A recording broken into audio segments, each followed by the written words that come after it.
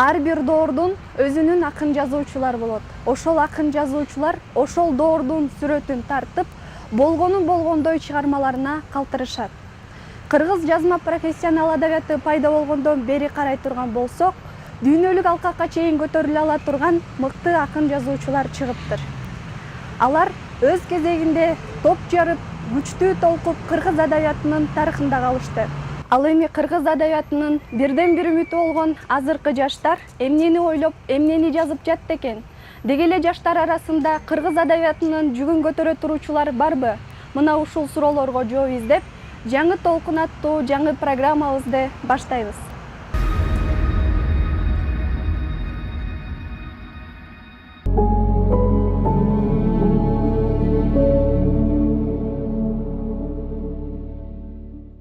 Гөл, деңиз, мухит. Бул чексиздиктин символу. Ааламдын түсүн өзүнө сиңирген мейкиндиктер. Ушул кереметти көркүнө чыгарган дагы бир улуу кубулуш бар. Ал толкун.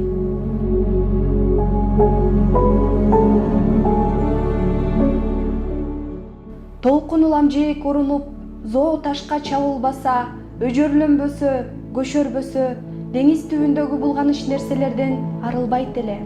Ошол сыяктуу акын жазуучулар да толкундардай ар кай жерге урунуп, өзү жашаган коомду агартууга, тазартууга, руханий жактан жетилген адамдарды тарбиялоого, адамзаттын эртеңки келечеги үчүн кызмат кылууга белсенишип, жан аябай күрөшүшкөн.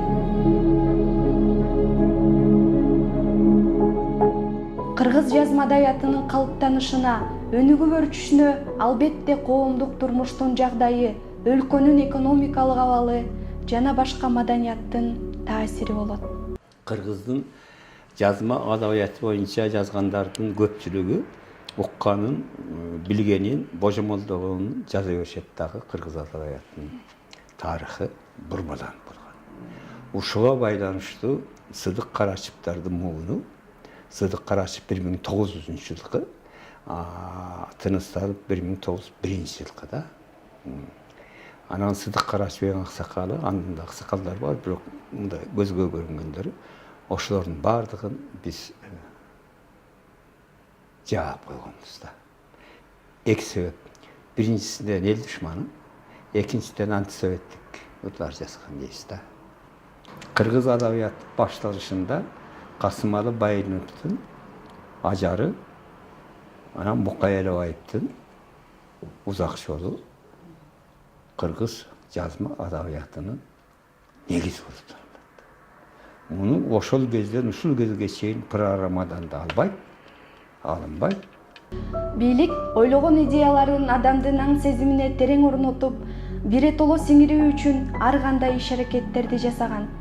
Ал үчүн биринчи кезекте акын жазуучуларды колго алып, колхоздоштуруу темасында чыгармаларды жазууну талап кылган. Андан кийин колхоздоштуруу деген тема келди. Ошондо Жомарт Бөкөнбаев, Кубанычбек Маликов, Алы Токонбаев жана башкалар ошол темага абдан үзүлдү иштешти да. Жомарт Бөкөнбаевдин архивдеги жазмасы бар, Москвада окуп жүргөндөн келген. Мен адабият эмне экенин билбептирмин. Эми окуп туруп жаңы жазасам деген жери бар да. Ар бир адамдын табити дүйнөгө болгон көз карашы болот. Өзүн жакшы түшүнгөн адам эч кимдин пикири менен эсептешпейт, эч кимди туурабайт. Ал өз жолун гана тандайт. Чыгармачылыкта мен кантип жакшы жазам деп жаза беришет. Табитиң, ой жүгүртүң кайсы темага, кандай окуяга, эмнеге багытталганын билбейсиң. Чыгармачылык ошон үчүн жашыруун сырда. Согуш мезгилине чейинки чыгармаларда бай-манаптар темасы чагылдырылса, согуштан кийин масштабдуу темаларга басым жасалган. Өнүккөн доор дал ушул 50-жылдардан башталат дагы. Өкүлдөрү драмада Токтогул Абдуллановдун келиши менен шартталат. Анткени себеп Токтогул Абдулланов мындай жаңычылык ачкан темаларда эмес, жаңы темаларды иштеди да. Жаңы темаларда. Мурда Байманов темасы эле мындай болчу да, Кийин жаңы турмуштун темасын алып келди. Анан поэзияда алыкулдан кийин эле Эралиевдин келиши болуп калат да.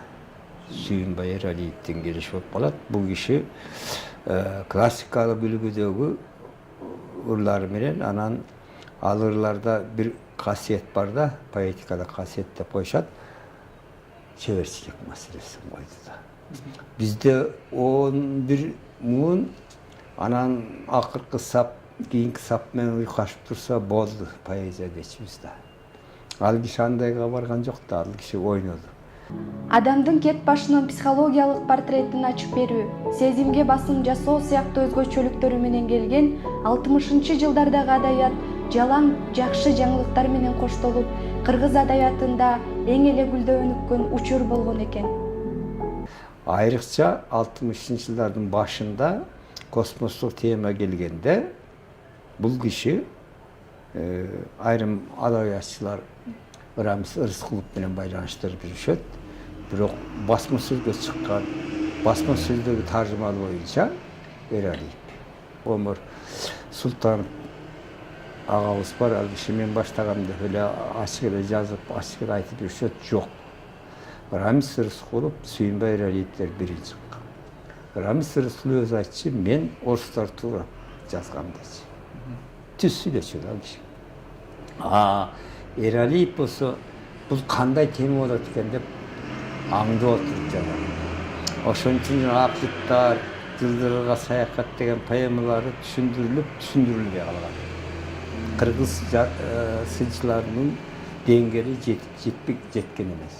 Классикалык бийиктикте турган чыгармалардын таасири тиймейин көркөм адабияттын өнүгүшү мүмкүн эмес.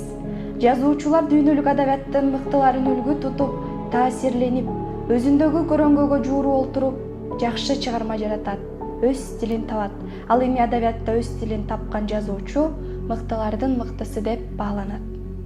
Биздеги 60-жылдардагы поэзия 70-80-жылдарга чейин жашады. Союздук деңгээлдеги алдыңкы көркөм өнүгүштүн күчү болду. Bir misal,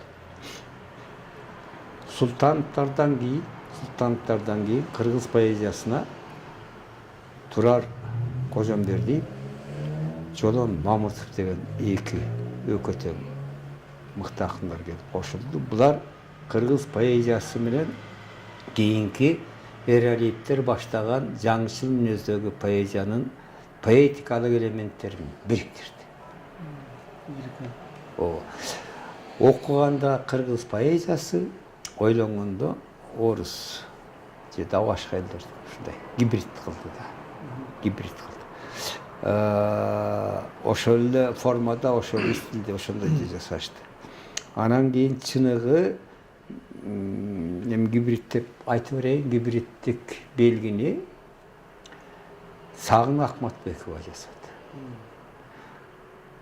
Көркөм ой жүгүртүү боюнча дагы, поэтикалык ой жүгүртүү боюнча дагы, поэтикалык ойду айтуу боюнча дагы Сагын Акматбекова өзүнө чейинкилерден башкача, толкунда башкача образда берди да. Адамдын аң сезими өскөн сайын жаңы нерселерди жаратууну ойлонот. Ошол сыяктуу адабий процесс да бир орунда туруп калбайт. Аны улам жаңылап турууга жаңы муундун адамдары келет.